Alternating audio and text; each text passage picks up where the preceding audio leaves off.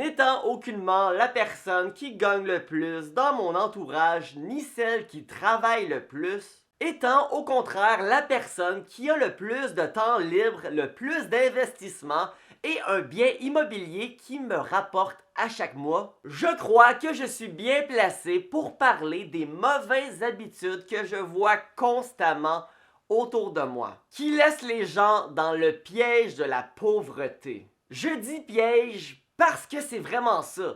Quand t'es pauvre, tout coûte plus cher. C'est donc extrêmement difficile de sortir de ce piège. Alors dans cette vidéo, je te parle de 5 mauvaises habitudes qui font en sorte que la classe moyenne reste dans la classe moyenne. Et tu vas probablement te reconnaître dans plusieurs d'entre elles, mais je te laisse être ton propre juge. Salut tout le monde, moi c'est Michael Wolf. 55% des gens qui écoutent mes vidéos depuis un mois ne sont pas abonnés. Si c'est ton cas, t'es pas obligé, mais si t'apprécies ce type de vidéo, ben abonne-toi, c'est gratuit. Bon, la première habitude, c'est d'accepter d'être payé moins que ce que tu vaux vraiment. Et ça, c'est un problème qui touche particulièrement les femmes, qui sont en général moins compétitives, plus agréables que les hommes. Ils veulent pas vraiment déplaire. Donc, en conclusion, ils vont moins harceler leur patron pour des augmentations de salaire. Je veux que tu comprennes une chose, là, pis c'est pas de la grosse science infuse, là.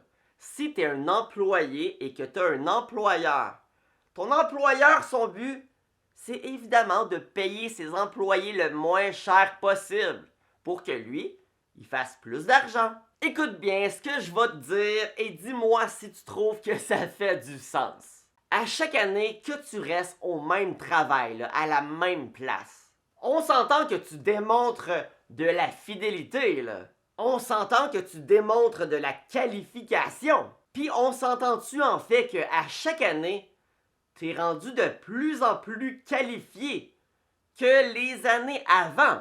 On s'entend que t'as de moins en moins besoin d'être pris par la main.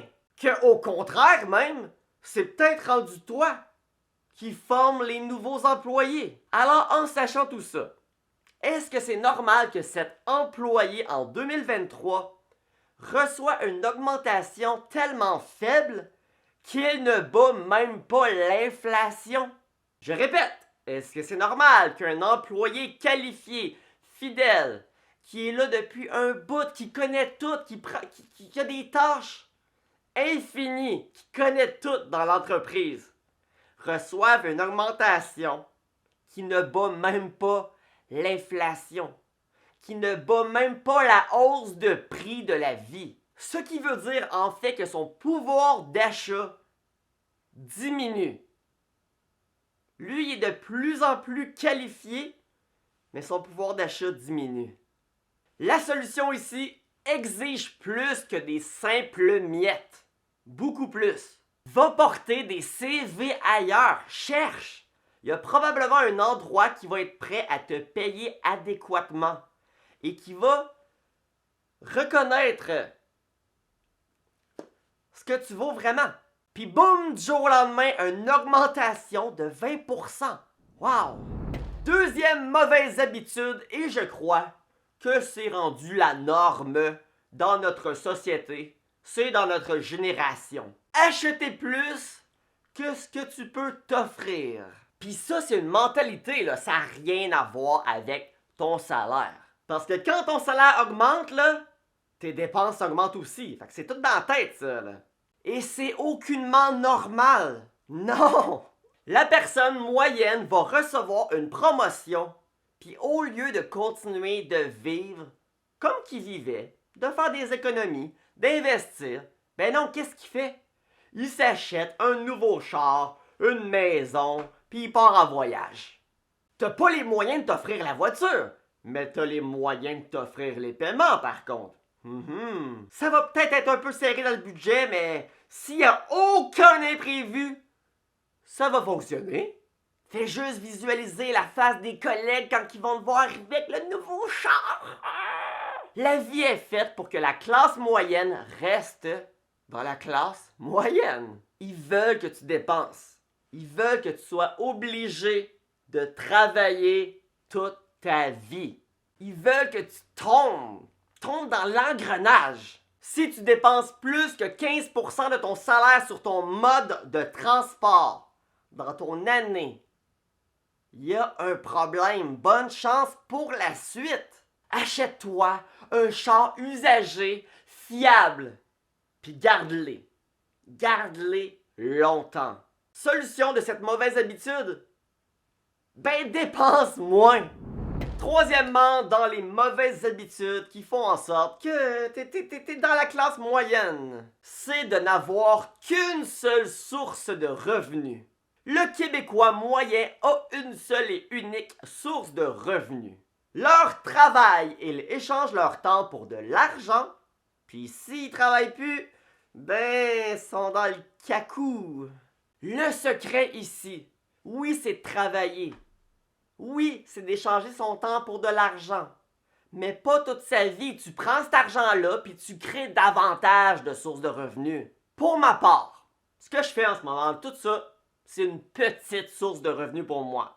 C'est-à-dire mon YouTube, mon TikTok, les e-books que je vends, les références que je fais, les publicités sur YouTube, tout ça, c'est une de mes sources de revenus. Sinon, une autre de mes sources de revenus, c'est ma business eBay. Les ventes que je fais, que je vais aller mener mes colis une fois par semaine, c'est une autre source. Une autre de mes sources, c'est l'endroit où j'habite. Un duplex, je loue le sous-sol. Source de revenus encore. Une autre de mes sources, c'est mes investissements boursiers.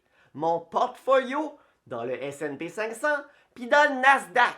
Et finalement, depuis quelques mois, j'ai une source de revenus de mon nouveau passe-temps / travail. Soi-disant de la vente de systèmes de sécurité en télétravail. Petite blague rapide, si tu te cherches un système de sécurité et que tu veux être relié à une des plus grosses centrales du Québec, peu importe où dans le Québec, là, Trois-Rivières, Sherbrooke, Sorel, Laval, partout, t'as juste à m'écrire sur Facebook, moi, Michael Wolf, le meilleur conseiller en sécurité. Ça va me faire plaisir d'évaluer tes besoins et de te trouver le meilleur rapport qualité-prix.